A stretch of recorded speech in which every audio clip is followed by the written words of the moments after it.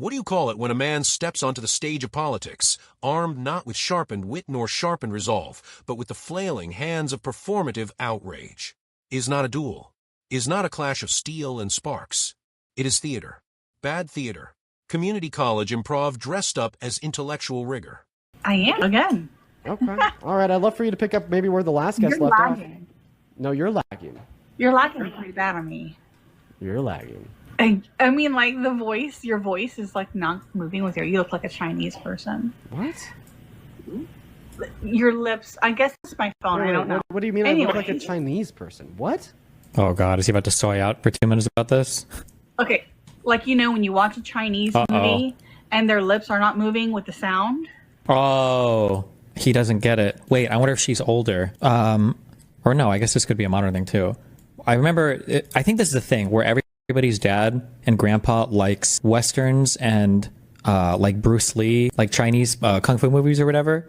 And when you watch them in the past, the dubs, they don't even try to like line up with the lips. Like it'll be like, hello. And it's just like completely, that's what she meant here when she said this. Oh boy, but he's about to go on a soy rampage. Oh no. Are you talking about like dubbed movies? Oh no, he does know. Okay. Well then he should be fine, right? You're talking about dubs. It's okay. No matter. I'll just like not look at you because I can at least still hear your voice. I don't know how to like respond. It's fine. It's fine. We don't need to. It's not an issue. It's not that big of an issue. Wait. Okay? Aren't movies like produced, like all movies ever? They have like dubbed versions for individuals that don't know the language. I watch you a lot. It's just not normal. I don't normally see that on your videos. So, but anyway, like maybe she's just like a particularly big fan of anime or something. Me? No. I'm No. What? No. What? 40 years old. I don't do anime. That's not who I am. But anyways, I don't know. It was just like weird to single out Chinese people there, but. Oh wait, never mind. Wait, when he said dub movies, then maybe he doesn't know. He just assumed it was like an anime thing. It's not an anime thing. It's a common thing. Maybe anime would be a better way of saying it. But it's actual people, physical people that talk. And then the sound comes 3 seconds after their lips move. It's because it's dubbed over in English, because it was not recorded in English. Okay. I was just giving you an example as to what your video was doing with your own voice. Okay. I was saying your video was lagging to me. But that doesn't matter. Let's jump. Dubbed movies aren't based on like race. We're going to talk. Well, but I don't think you. What other dubbed movies were popular in America for Gen Xers and Boomers besides like Kung Fu movies? I don't know if any. Maybe there were, and I'm just not aware of it. But I feel like it was usually like Kung Fu movies and. I don't want to play these because I don't know which one of these are going to be like themes versus like actual movies or whatever. To demonstrate the skill of Shaolin, the special technique of shadow boxing. For someone who's a Shaolin monk, your Kung Fu is really lousy. Okay.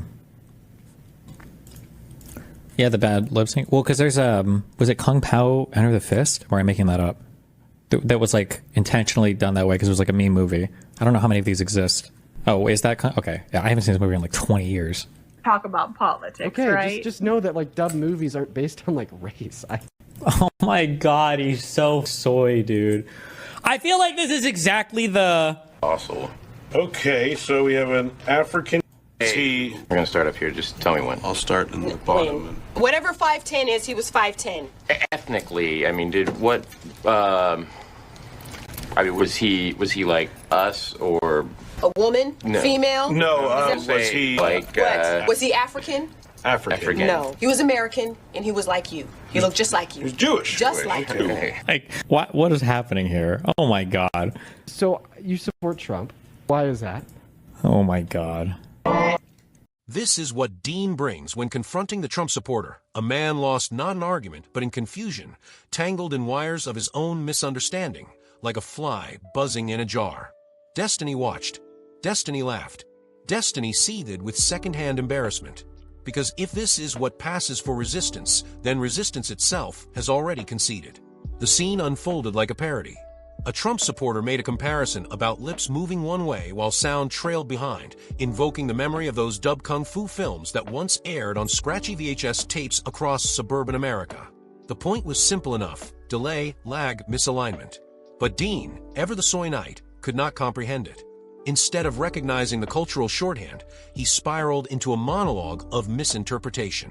China, race, anime, anything but the obvious. He flailed like a drowning man describing the water, naming everything except the very thing suffocating him. This, Destiny pointed out, is the essence of the soy debate style. Is not about clarity, is not about engaging the opponent's meaning, is about performative outrage, an endless loop of, did you just say that? Oh my god, wow, did you really just say that? It is feigned offense in place of counter-argument. There exists a ritual among weak debaters. When confronted with something they don't understand, they stall. They repeat it. They sigh.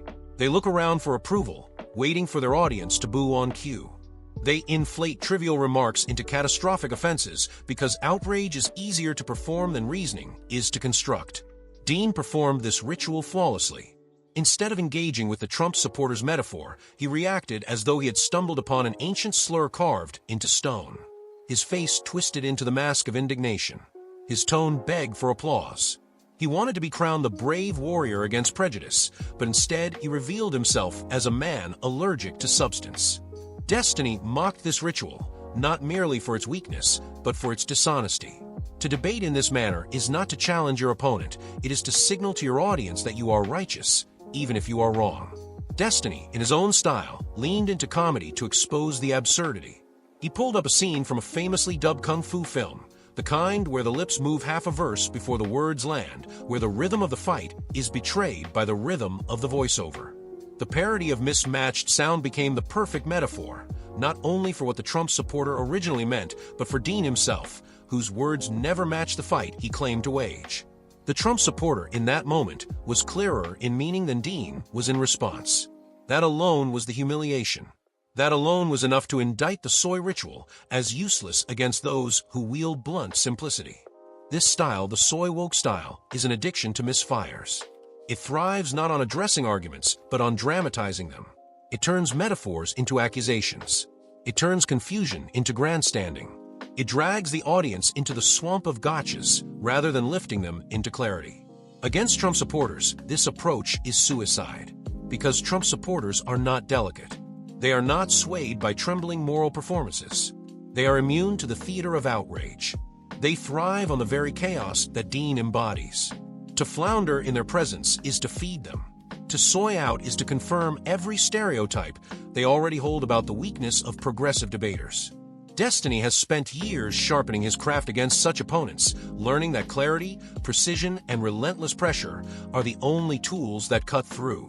He knows that indulgence in soy theatrics is a gift to the very enemy you claim to oppose. And then there was the delay. The video feed itself betrayed Dean, turning his stammering responses into something even more surreal. Words lagged, lips moved late, and the whole exchange resembled one of those poorly dubbed films. The irony was cosmic. The very metaphor Dean failed to grasp manifested in his own debate performance. He became the dubbed film, his own mouth disconnected from the rhythm of the argument. Destiny seized on this, gleeful in pointing out the layers of humiliation. To miss the metaphor is one thing. To embody the metaphor in real time is another. It was incompetence folding in on itself, irony devouring the soy knight whole. But Destiny's mockery was not limited to Dean alone. Dean is a symptom, not the disease. He represents a broader trend among those who style themselves as defenders of progressivism. Too many are content with the performance of righteousness rather than the practice of rigor. Too many want to be applauded for their outrage rather than respected for their arguments. This trend creates a vacuum. Into that vacuum march the Trump supporters, the populists, the opportunists. They do not win because they are strong. They win because their opponents are weak. They do not conquer with brilliance. They conquer by default. Destiny sees this clearly. He knows that every time someone like Dean soy-outs on stage, another fence-sitter drifts rightward, disillusioned by the impotence of supposed progressives. He knows that debates are not just battles of facts, but performances of competence. And incompetence is contagious. The scene became a running gag. Destiny replayed snippets, adding cinematic commentary, weaving humor into the humiliation. The Trump supporters' line became a comedy sketch. The dubbed kung fu clip became a mirror held up to Dean's flailing. It was mockery not for cruelty's sake, but for diagnosis. Destiny was showing his audience what failure looks like. And failure must be mocked, for if it is not ridiculed, it risks being repeated. The audience, of course, is complicit. Too many cheer the soy ritual because it flatters their moral instincts. They see outrage and mistake it for strength. They see offense and mistake it for argument. They clap not because they are persuaded, but because they are entertained. But entertainment cannot win debates. Entertainment cannot shift culture. Entertainment cannot defeat the simplicity of Trumpism. Only precision, only rigor, only the hard work of actually engaging with meaning can do that. Destiny's ridicule was aimed as much at the audience as at Dean. He was reminding them that weakness, no matter how righteous, is still weakness. In the end, the story is simple. Dean stood against a Trump supporter and collapsed under the weight of his own soy theatrics. He failed to grasp a simple metaphor. He spiraled into outrage. He became the very dubbed film he mocked. Destiny, watching from the sidelines, roasted him not out of malice, but out of necessity. For if the left is to have any hope of survival in the battlefield of online discourse, it cannot afford to be represented by soy knights who confuse drama for debate. The theater of soy must be exposed. The ritual of outrage must be mocked. And the audience must be reminded that strength is not found in trembling indignation, but in clarity, precision, and the relentless dismantling of nonsense.